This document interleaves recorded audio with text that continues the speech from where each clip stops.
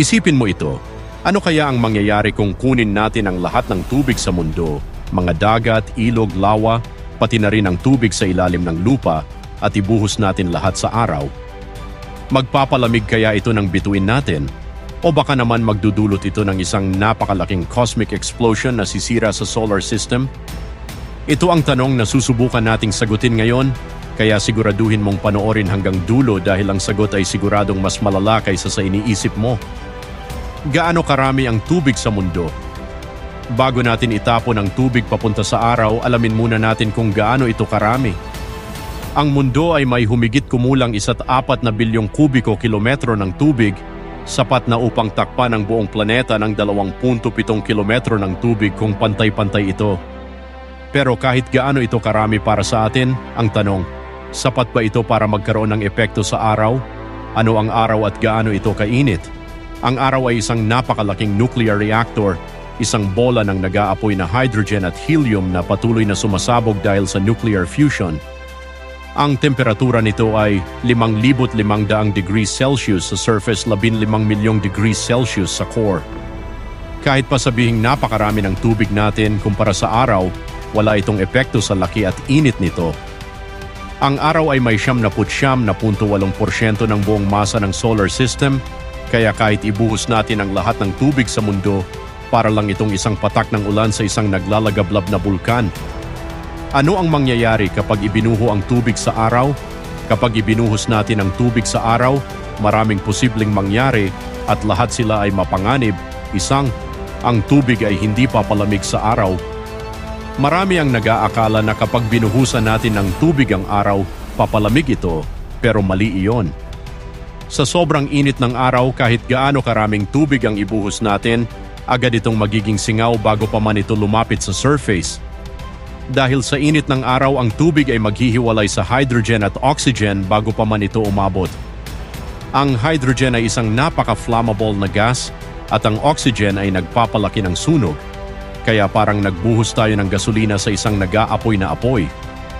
Dalawang posibleng lumikha ng isang napakalaking solar explosion dahil ang tubig ay may hydrogen at oxygen. Ito ay perpektong fuel para sa araw. Kapag dumami ang hydrogen sa isang lugar ng araw, posibleng magkaroon ng mas malalakas na pagsabog o solar flares na maaaring magdulot ng matinding epekto sa Earth. Ano ang epekto ng mas malalakas na solar flares? Matitinding geomagnetic storms, pwedeng sirain ang ating satellites at internet. Matinding radiation storms, delikado sa astronauts at electronic devices.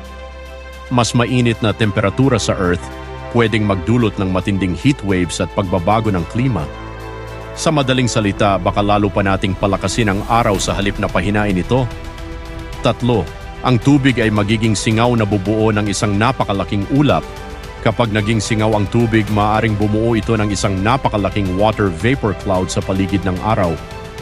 Ito ay maaaring magdulot ng pansamantalang pagtakip sa liwanag ng araw, pero hindi ito magtatagal. Sa katagalan, ang singaw na ito ay maaaring maging bahagi ng solar wind at itulak papalayo sa araw. Maghiwa-hiwalay sa outer space, maabsorb pabalik ng araw, lalo na ang hydrogen. Sa huli, wala itong permanenteng epekto sa araw, pero tiyak na magdadala ito ng matinding epekto sa atin sa Earth. Ano ang epekto nito sa Earth? Ang pinakamalaking problema, wala na tayong tubig.